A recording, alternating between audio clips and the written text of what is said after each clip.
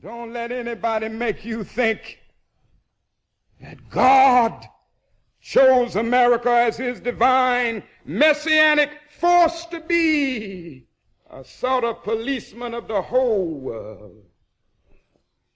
God has a way of standing before the nations with judgment, and it seems that I can hear God saying to America, you are too arrogant. And if you don't change your ways, I will rise up and break the backbone of your power.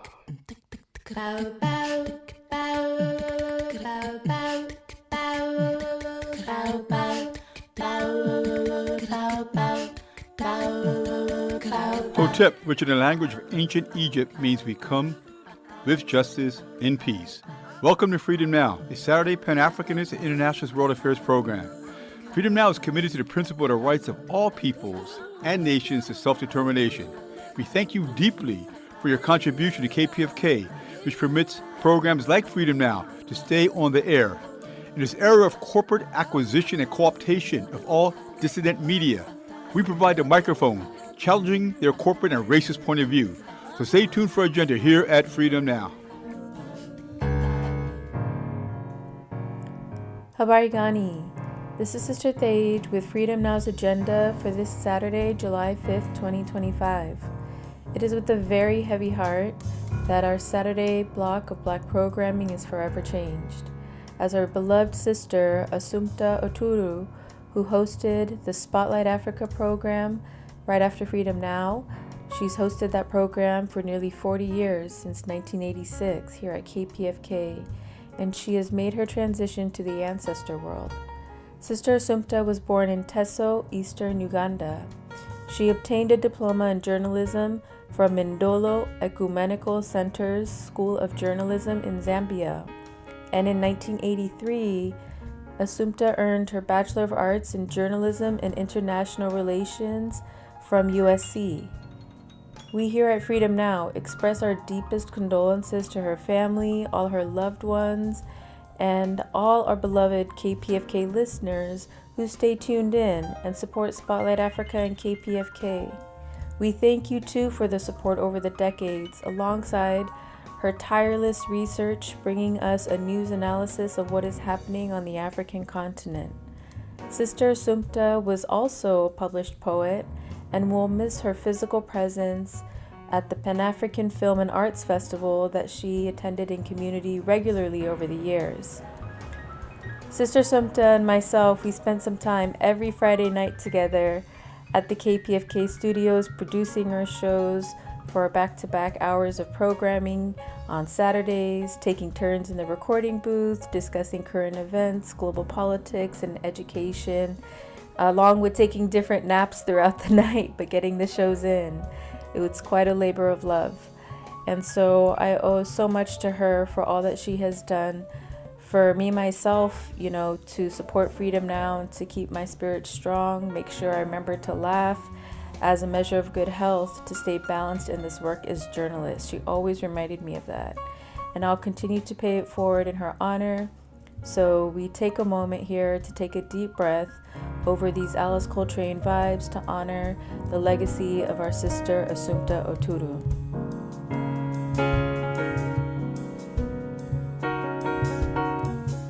Our agenda for this Freedom Now hour. Today's central theme is the intersection of race, empire, and labor within global systems of oppression and resistance.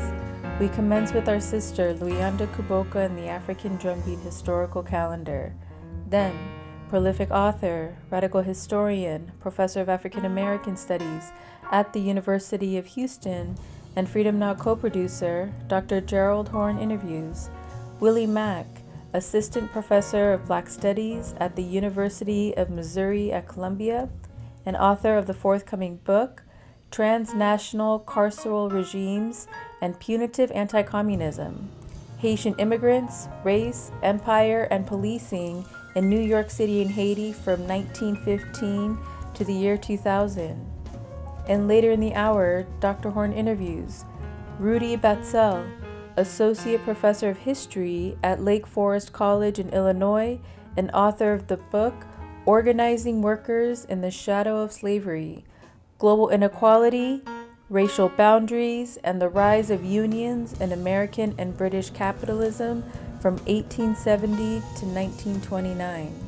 Our music clip mix includes MLK, Zap Mama, McCoy Tyner, Joe Henderson, Donald Byrd, Ahmad Jamal, Childish Gambino, prison radio commentaries, and more. So sit back, phone a friend, and as always we stand ready for revolution.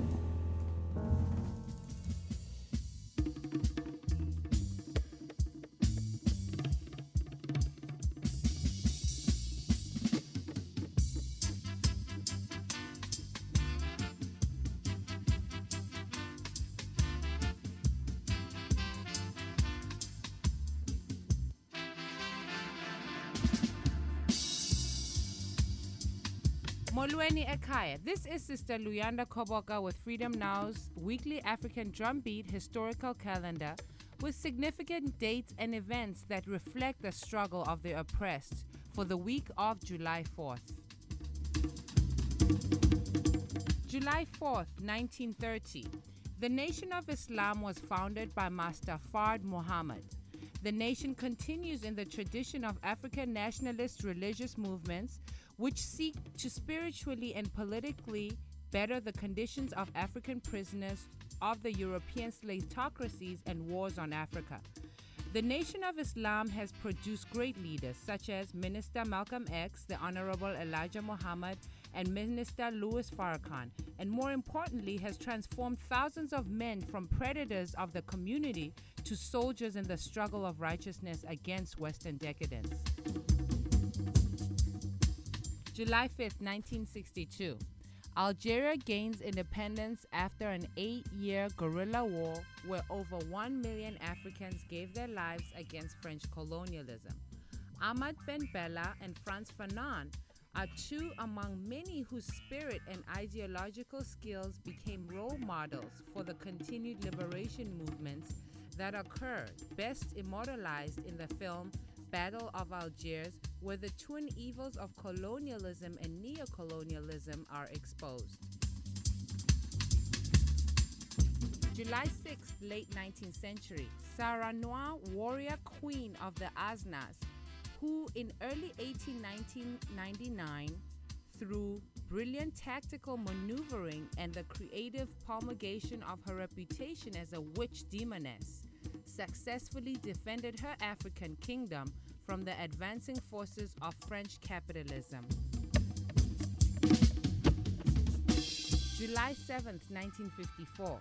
TANU, the Tanganyika African National Union, which was the movement of national liberation of the microstate of Tanzania, begins the mass protest confrontation stage of struggle against British colonialism through countrywide strikes and boycotts. July 7th, 1975.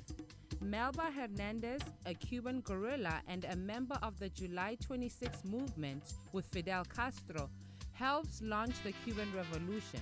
Melba was a founding member of the Cuban Communist Party and was brutally tortured by the Batista neocolonial government. July 9th, 1972, more than 3,000 Chicano workers, 85% of whom were Chicana women, went on strike against the Farah Pants Company in El Paso, Texas. They walked out demanding a union. July 10th, 1875. Mary McLeod Bethune was born in Maysville, South Carolina, one of 17 children of Samuel and Patsy McLeod, former slaves. Mary worked in the cotton fields with her family.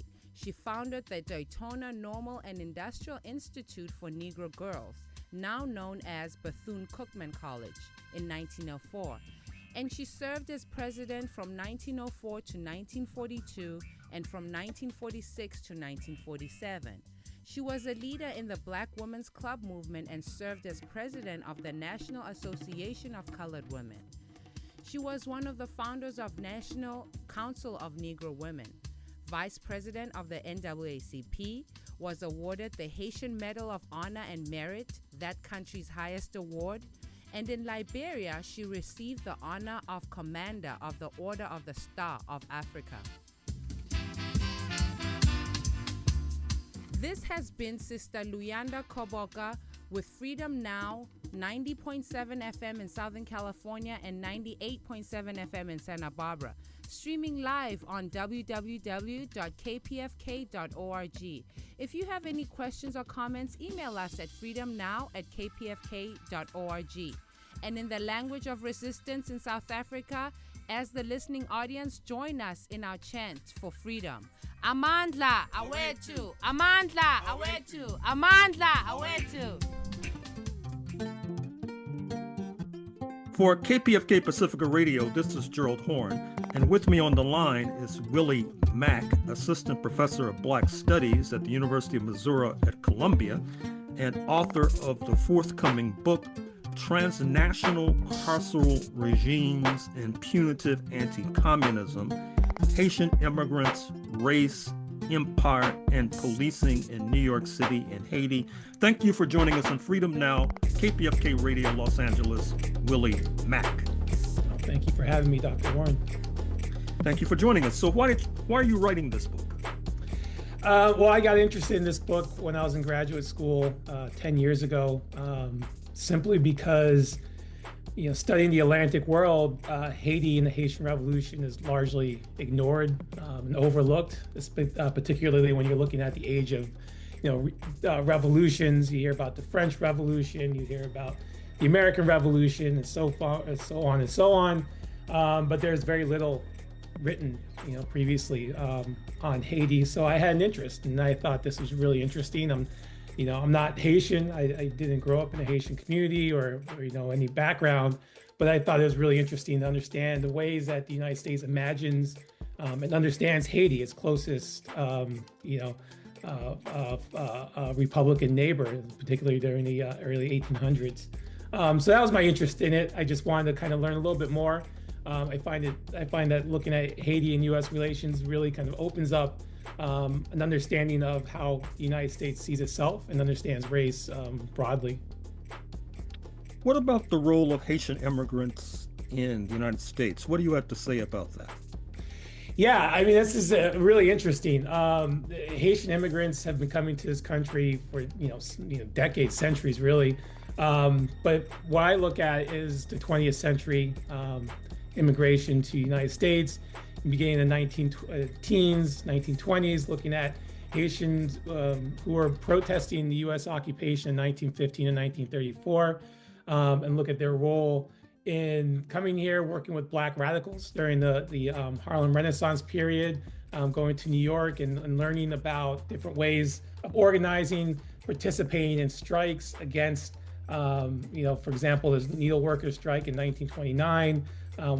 There were Haitians involved, Haitian immigrants involved with that.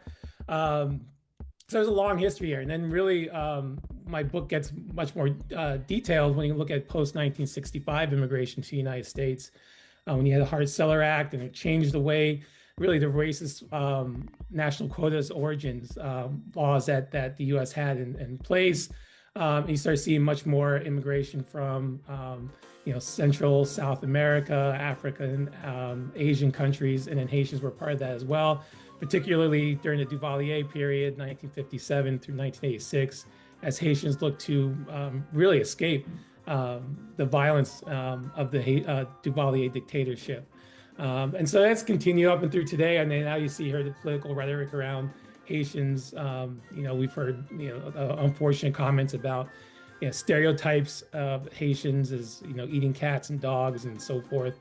And so that's what I look at, is just kind of understanding this idea of why are Haitians looked at this way? Why are Haitian immigrants seen as these kind of backward, uncivilized folks, when really they're not in any way, shape, or form. So what is a carceral regime, and how does it manifest in your pages? Yeah, so the carceral regime, I define carceral as really any set of tools, institutions such as policing, incarceration, and so forth, as supporting capitalism and bourgeois, free market bourgeois capitalism today.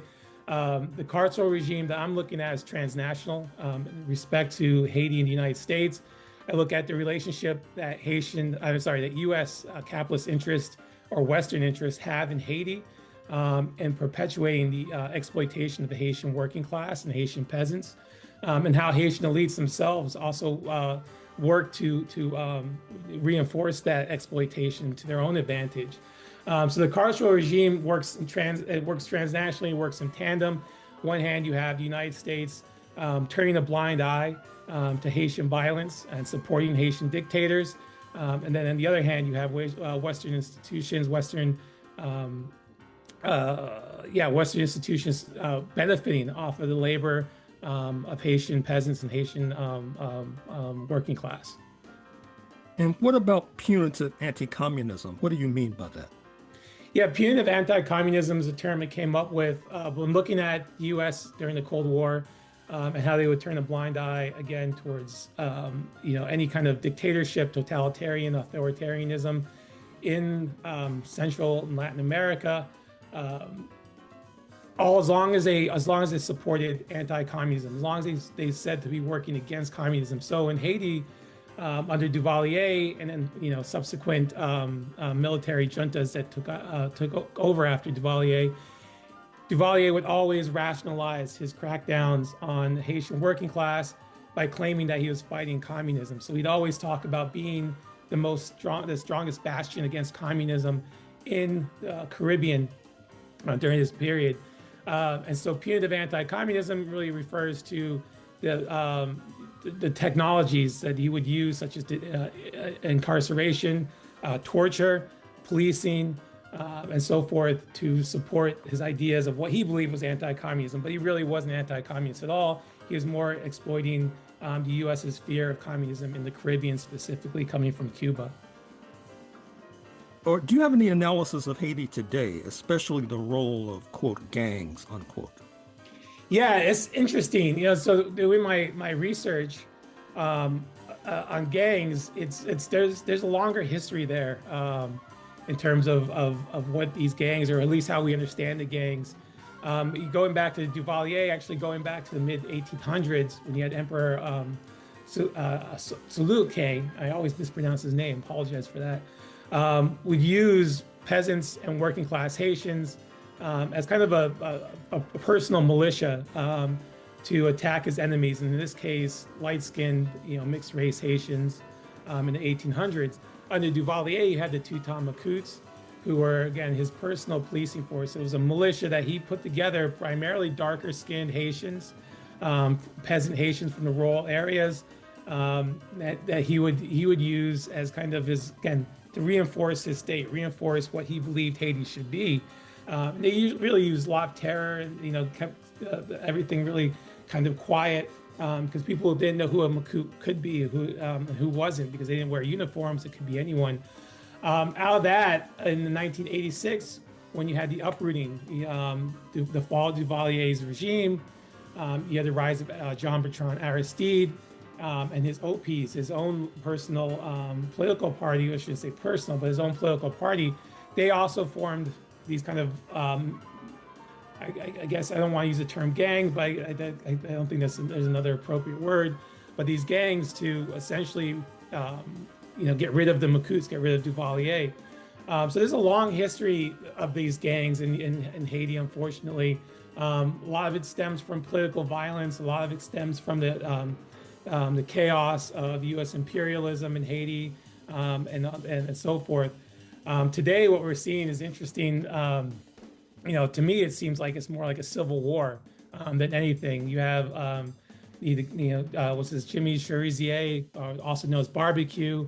He sees himself as this, revolutionary leader who's going to wrest Haiti from U.S. influence or Western imperialism and so forth. It's one of those things where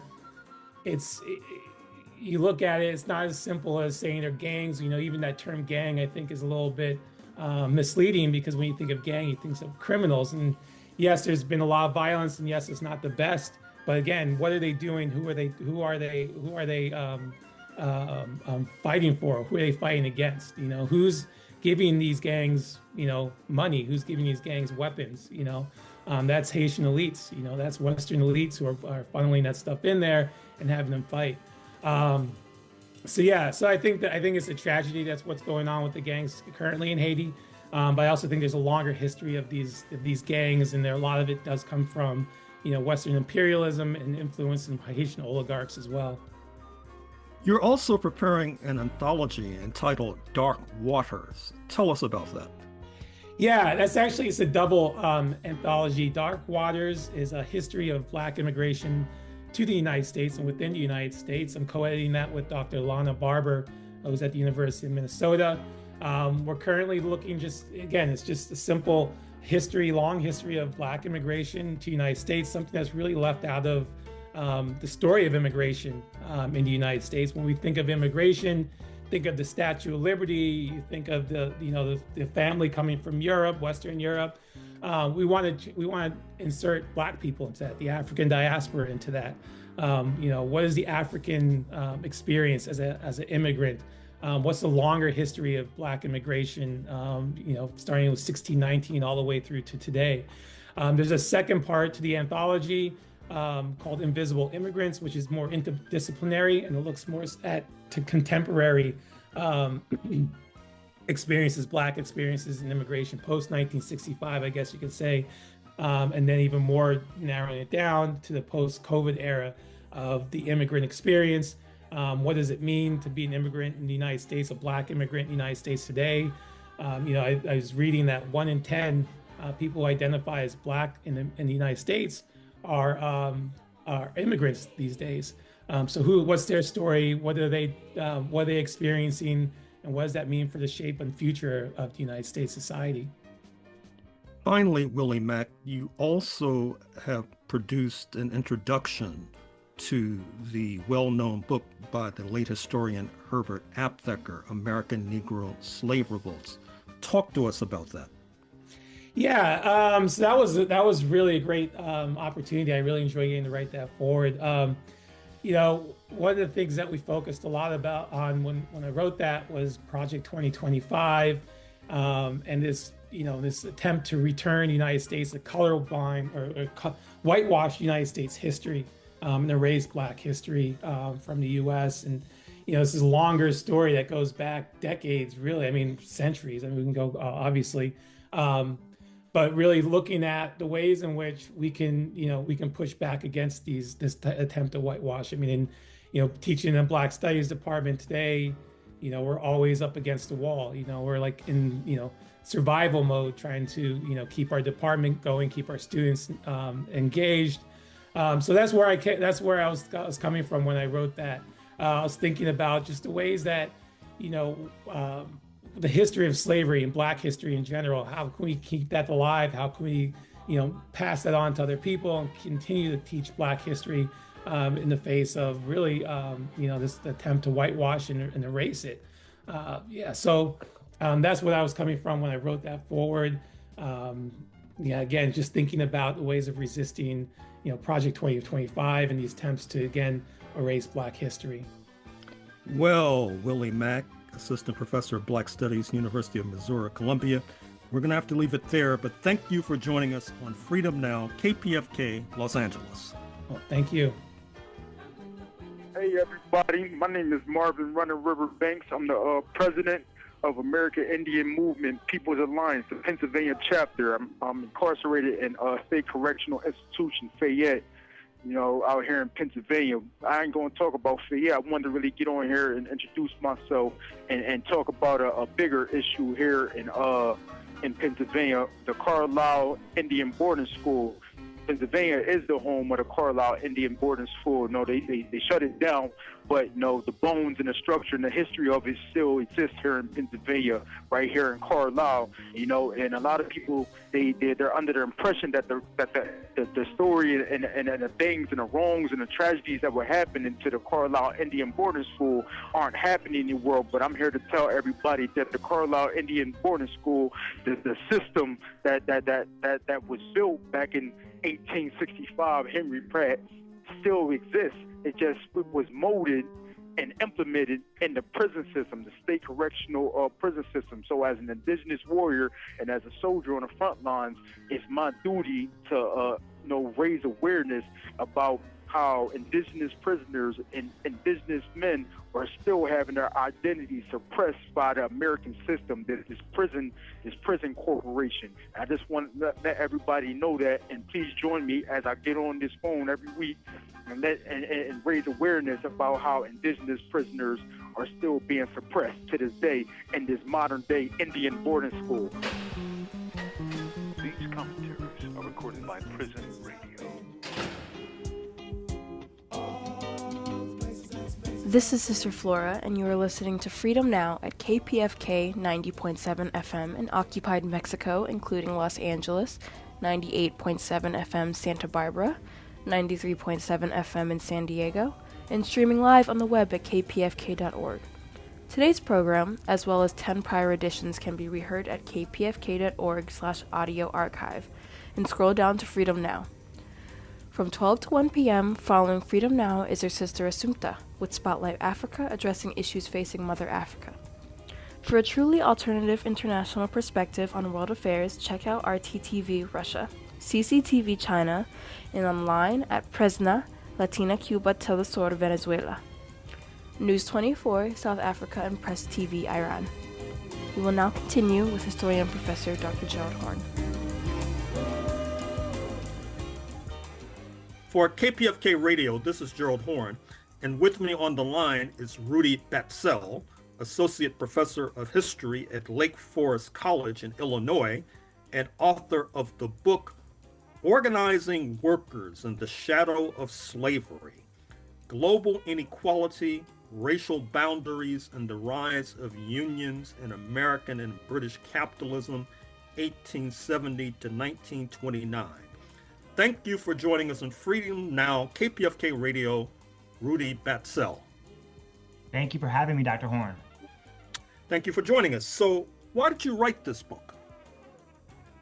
Well, this book comes out of some personal experiences. It was not the book I was planning to write, perhaps, but I grew up in the rural Midwest, small town of about 3,000 people, and the sort of vehemence and virulence of white supremacy was all around me. And my parents were elementary school teachers, but we had a pretty precarious existence at times between losing jobs and moving around. And my older brother, actually, who raised me in large part, went to prison, was incarcerated, and came out kind of locked out of the job with the formal economy, had to do informal work, and became an extreme kind of white supremacist, so sort of white working class racism. So I grew up with that, not just in my home community, but literally kind of at home. But then I went to college, and these questions were with me. So I've always been interested in trying to understand the power, the durability of racism in American society. And I got to study in the UK for a while, and that helped me form a global perspective. Actually reading your book, The Deepest South, was one of the kind of books that opened up the possibilities of more global approaches to me. So that's sort of the broad personal story of how I came to this project. And what does the book concern? What is your argument? So there is a labor history argument and a sort of racial capitalism argument. The labor history argument is about why was the United States labor movement so narrow, so confined within craft boundaries, and so limited to sort of relatively well-paid white workers. And most labor historians have argued that the cause of that was twofold. One, unusually hostile anti-labor employers, or an unusually hostile anti-labor state. And I think those things are part of the story, but I think it is missing the largest and most important part of the story.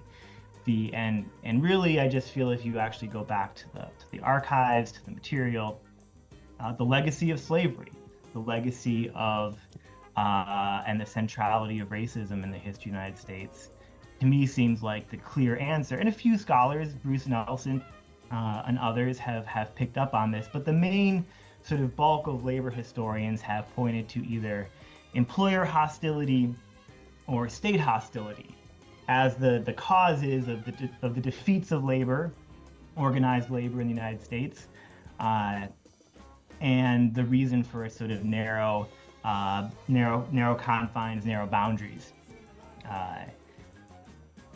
In pointing to racism as the central driver, the central sort of explanation for labor's path in the United States, it raises a bigger and in some ways even more important question, and one that I know you've thought deeply about and published on extensively. What is the relationship between capitalism and racism?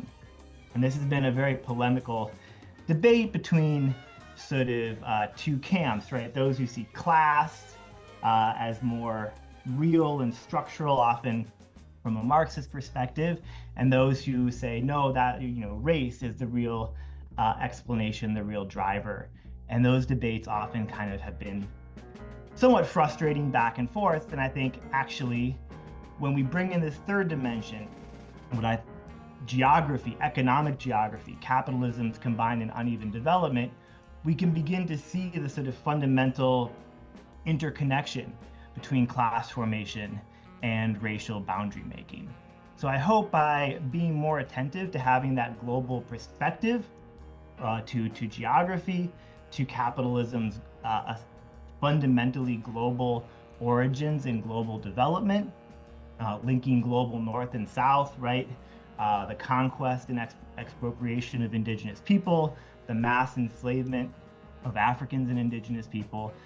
This connection, this new world, the rise of capitalism connected the world in truly new ways and in truly unprecedentedly unequal ways.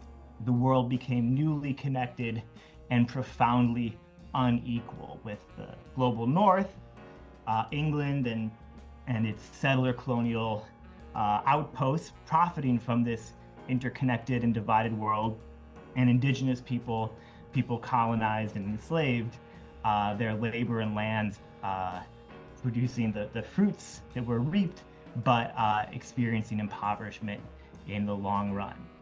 And one of the most striking things is the durability, right? Class and race, we all, if you open your eyes, you can see them in front of you if you walk out your door. You have to be a little bit more attentive to travel, to see the rest of the world, to really be struck by the durability of the north-south divide. I think it's there in the back of our minds, but one of the things the book tries to do is bring that geographical dimension to this long-standing debate on capitalism and class and race. Speaking of which, what role do craft unions play in your story?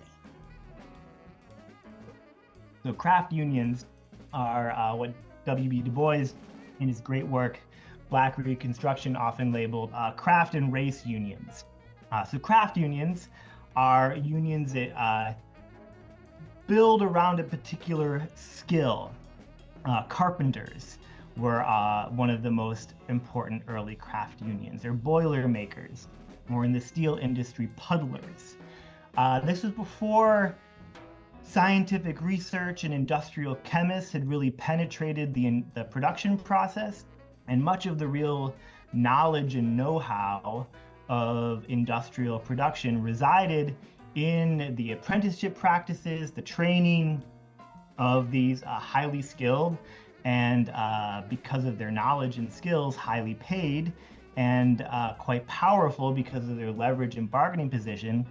It was these kinds of workers that formed the first unions. Artisans, craft workers, they had far more leverage than just, casual day laborers, dock laborers, steel laborers. In fact, craft workers were often kind of mini employers themselves. They would hire and pay the helpers, the sort of common laborers who worked under them.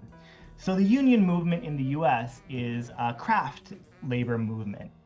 There are attempts, as with the Knights of Labor, for instance, and others, to organize more inclusively, but they are repeatedly defeated until the period after my book. The CIO in the 1930s does actually begin to organize industrially and organize more inclusively beyond those narrow craft boundaries. Now, I'm not trying to put words in your mouth, but I take it part of what you're suggesting is that these craft unions were heavily comprised of Euro-American workers, and they were not necessarily forthcoming towards non-Euro-American workers, at least on this side of the Atlantic, which leads me to ask, what was the role of strike breaking in your story? Yeah, well, there is so I tell, that's absolutely right. I mean, I think, workers of African descent would be far less likely to have often access to the kind of apprenticeships and jobs would be through family or community ties, right? And so there are all kinds of reasons. But immediately after the Civil War, there is a moment when these craft unions actually eliminate whites-only clauses from their constitutions. You don't have to speculate whether they were open to having workers of African descent in their ranks. They said very clearly, this union is for white workers only.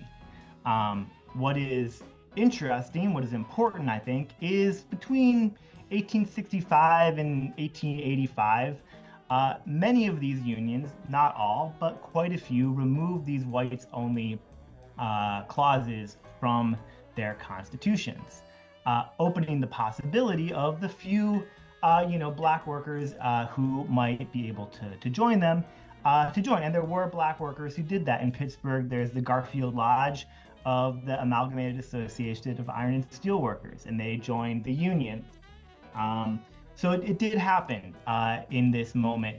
But strike breaking, right? This is one of the key arguments of the book, was pervasive in the United States. And the book is a comparison of the US and the UK. British workers were able to organize far more inclusively beyond those narrow craft boundaries than were workers in the US. So why was there so much more strike breaking, right? Strike breaking is when workers go on strike. That is their key leverage, withholding their labor from the employer. When workers go on strike, they have real leverage over the boss, over the employer, as long as the plant, the factory, the dock is shut down. Strike breakers are workers recruited by the employer, by management, to replace those workers, the striking workers, and get the firm up and running again. So just the rate, the numbers of strike breakers are greater by like a factor of 10 in the United States than they were in the UK. And the reason for that, I argued, is about the aftermath of slavery and the failure of land reform during Reconstruction, right? The freed people had widely expected, were promised. There was a real political process in place through the Freedmen's Bureau for the redistribution of land. But with Lincoln's assassination, this process is cut short. And with the rare exception in South Carolina, where there was a sort of a voting majority of formerly enslaved African Americans who come to real power. And in South Carolina, there is real meaningful land reform. There is a substantial amount of land redistributed, but broadly across the US, land reform is defeated, and the mass of formerly enslaved African Americans in the South are poor, landless, forced to work into sharecropping arrangements or as laborers, and become this reserve army of labor, right? This desperately poor, politically disenfranchised pool of labor can be easily, efficiently, and quickly recruited by capitalists in the North, in the industrial core, for strike breaking. In contrast, in the UK, and Ireland is still part of the United Kingdom, it has not yet risen up for its independence in the World War I period, right? Ireland is a similar near periphery, but land reform succeeds. There's the Great Land War in the 1880s, and piece by piece, sort of mass resistance, a sort of building nationalist independence movement, which is deeply intertwined with the struggle of the Irish people for control of their land, transformed Ireland from primarily a country of tenants in the 1860s to a country of small landholders by the 19-teens. And so this is why, although Irish strike breaking had been common in Britain itself in 1840s and 1850s, by the period when inclusive unionism takes off in the 1880s and 1890s, the conditions have improved for Irish sort of farmers, agricultural producers, and the threat of strike breaking is not nearly so imminent as it was in the US. So, yeah. What about the role of sports? What role does that play in your story? Yeah, so this is jumping forward a bit in the narrative, but I think that when you look at working class life in the early 20th century, what did workers really want in their newspapers, to the great frustration of socialist editors and political leaders? They wanted sports coverage. They wanted betting tips on football, what we call soccer in the US, and baseball, but also boxing, was really the sort of most popular working class sport in the late 19th, early 20th century. For this sort of, right, workers are beginning to enjoy slightly higher wages. They have a little bit of leisure, a little bit of money to spend. A lot of that interest and time went into a sort of modern mass sports spectatorship. And I argue that it's I think it's almost entirely ignored by U.S. labor historians. But if you look at what sort of, at least especially men, but also women, were incredibly interested and attentive to sports in the early 20th century. So there was just something there. I was like, what's going on? What does it mean? I think it actually has importance for shifts in how workers organize and act collectively. In the 19th century, right, there were no formal organized unions with leadership, or they're just beginning to emerge. More often, collective action among workers followed these very informal, riotous patterns. People sometimes call the Great Railroad Strike of 1877 a strike, but it was really a sort of more spontaneous set of community uprisings in which crowds and rioting is a more accurate way to describe what was happening in the late 19th century than in the kind of disciplined, planned, strategic, bureaucratically managed collective action that unions come to deploy in the 20th century. So I think sports is part of the story of this shift from say, riot to strike, from crowd to union, in how workers deploy collective action. Because I think sports, with its sort of routines of rules, its bureaucratic procedures, its leagues, its tables, begins to familiarize workers with a whole set of procedures and routines and dispositions that would be needed and necessary for their participation in these increasingly bureaucratically, formally structured labor unions that were beginning to consolidate in the late 19th and early 20th century. So that's the kind of why sports is A, something workers cared about deeply, and B, I think it actually mattered for how workers organized. It wasn't just a leisure matter, but how they spent their leisure time, created habits, created dispositions that prepared them to engage in new kinds of collective action. And What is a labor bureaucrat? So those are the leaders of these new, increasingly bureaucratic unions, right? That as unions become more durable, they accrue resources.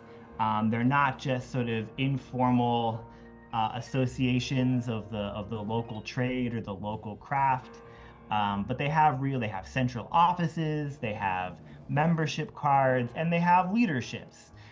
Which are, in theory and at times democratically accountable to membership, but they have different interests than members, right? They want to preserve the institution, they want to preserve the institution's resources, and, this is a widely recognized phenomenon, and, in the labor movement and the left, especially labor bureaucrats get a bad rap, right? They are the conservative, reactionary sellouts to the capitalist class, to sort of simplify.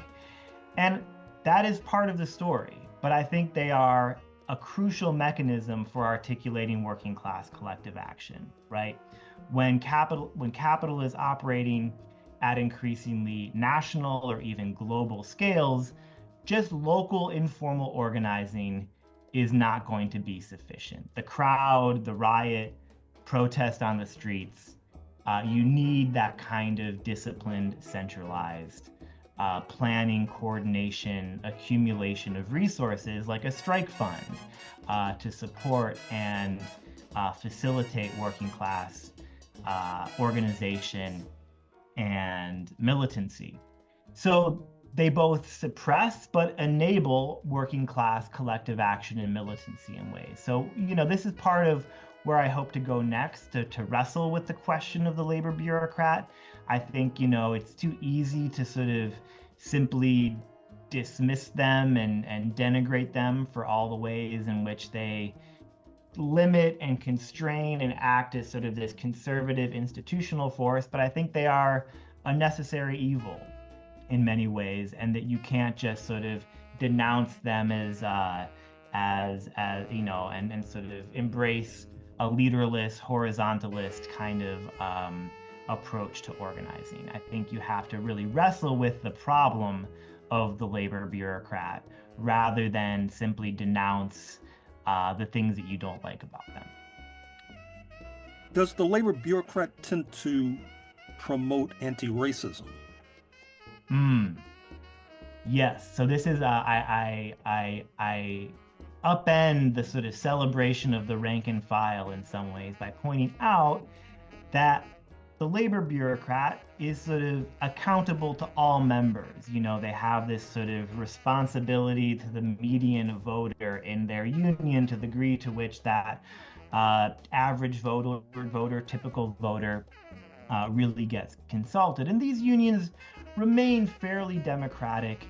And it's a gradual process where the leaderships sort of consolidate and ossify and become more corrupt and insulated from democratic pressure.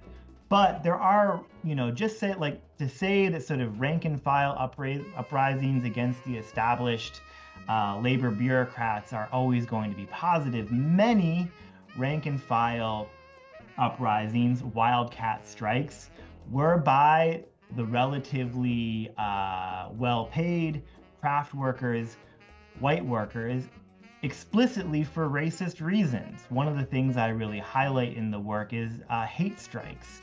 The prevalence of hate strikes is well known by scholars during World War II, when the federal government sort of forced integration of certain sectors, and white workers struck en masse against the integration of certain occupations and work sites. But this has a long, long history, and I was just really shocked and amazed or struck by the prevalence of hate strikes, right? Hate strikes are white workers going on strike, shutting down the plant because the employer attempts to hire a black worker to that job.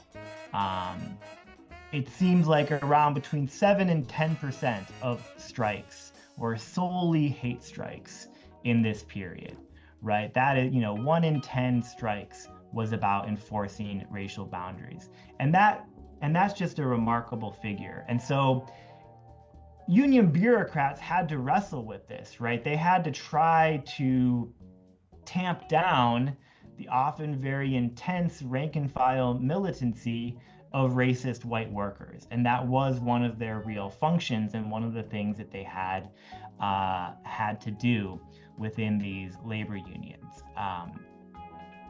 Often we tell the story that sort of blaming the labor officialdom or blaming capitalists for the sort of power of racism in the working class or among white workers. And I would say no, more often than not, labor leaders, the labor bureaucrats, were more inclined to a more inclusive position. The really strict demand for the enforcement of racial boundaries or racial exclusion was a popular demand among white workers, that they would press vehemently on union leaderships. To circle back to the Amalgamated Workers of Iron and Steel Workers, the Amalgamation Association of Iron and Steel Workers, which I mentioned, right, removing their whites only clause after the Civil War and Reconstruction. During the 1880s, white workers in the union repeatedly complain about the removal of the whites only clause and demand that it be reinserted. They complain about black workers being hired at their plants and in their occupations. And eventually there is a white supremacist union that secedes from the Amalgamated Association called the Sons of Vulcan, which is both more narrow in its racial boundaries and is once again explicitly committed to a whites-only membership policy. So that's the kind of rank and file, often the easiest rank and file movement to organize is the one of the most skilled and well-paid workers. They're in the best position. They have the best leverage, the most security to organize. So there needs to be attention to that. That's why craft unions were the first to organize, and so that there needs to be some I think questioning of these rank and. It's not so simple story of good versus evil, the good rank and file versus the bad labor bureaucrats. There's something to that story, of course, but it is also more complicated. Finally, Rudi Batzell, author of the book Organizing Workers in the Shadow of Slavery, what role does reparations play in your story? Right, so this is what I really hope people can take from the book in the present. And I was inspired in part. I was coming to this position. I found Sandy Darity's Black Reparations Project and the arguments that they make there really powerful. As long as there is this structural divide in the working class in the U.S., and I think one way to mark that is between household wealth, and there is this massive wealth gap between white and black households. And what's striking is that gap is by far the biggest for workers, for those in the working class, right? The wealth gap is most substantial at the bottom of the sort of occupational or class hierarchy. And so if we're really going to attack the underlying drivers of white supremacy, of racial domination, there needs to be sustained, substantial material reparations for slavery. And what Sandy Darity and they describe, which I think is the right path, that means moving to a place where average household wealth is equalized in some way, right? So this is not just like an apology and a one-time check, right?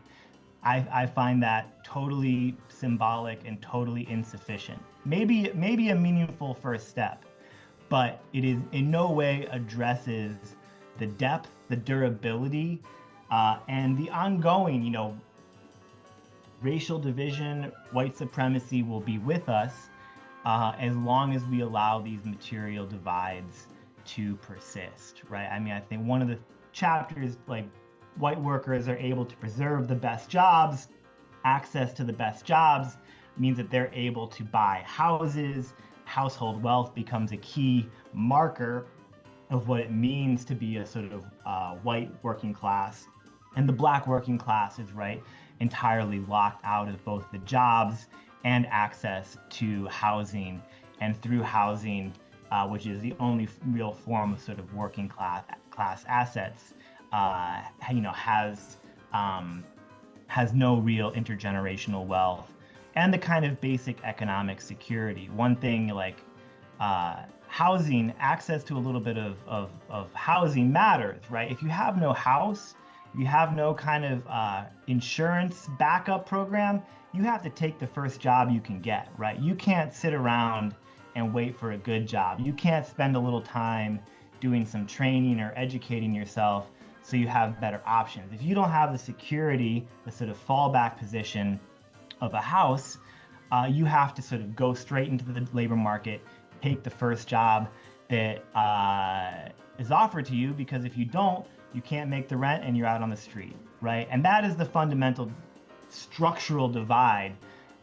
There's not one working class in the United States today, right? There is a white working class that typically has about $100,000 in assets as a household, a good investment in a home, and a black household, which has, I think, an average of like $7,000 in household wealth. You know, that is a world of difference, right? That is not a meaningful fallback position. So the idea is that like housing, this intergenerational wealth actually matters for how workers engage with the labor market, can participate in the labor market, and the real position and structure of workers when they are getting hired and getting jobs. So it's not just like this side, housing is not just this side matter, but actually this racial wealth gap articulated, I think, primarily through housing is endures, continues, has actually only gotten worse since 2007 in many ways.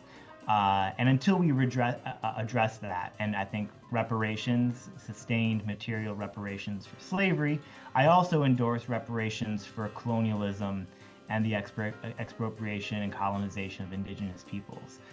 The mechanisms for that, I think, need to be explored more. I feel less able to speak about the mechanism, but like, as long as there's this wealth divide between black and white households, say within the US, and as long as there is this massive gap in what workers earn in the global north versus what workers earn in wages in the global south, the material foundations, the real drivers of racial domination and racial supremacy will be very much alive and well. So that's why I think we have to look to, fight for, organize for reparations as a crucial mechanism for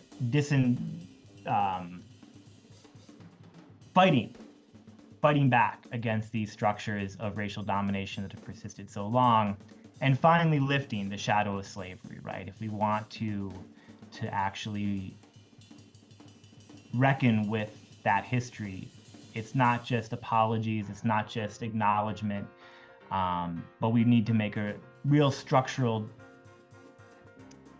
redistribution of power and resources that actually changes how much power people have, what their real political capacities are. Well, Rudi Batzell, I'm afraid we're going to have to leave it there, but thank you for joining us on Freedom Now, KPFK Los Angeles. Thank you so much. And in closing, we'd like to thank our guests, Willie Mack, Rudi Batzell. Thank you to Professor Dr. Gerald Horne. Thank you to our producers, Sister Flora, Brother Brandon, and all those who made today's program possible. Please stay tuned for a special tribute program to our beloved Sister Assumpta coming up next. And as always, we stand ready for revolution. We state these facts only to let you know that those of us who are revolutionary, Pan-Africanists, is not because we love revolution. It is historically determined, and we have no alternative but to follow history and to use history for the benefit of our people. Power to the people.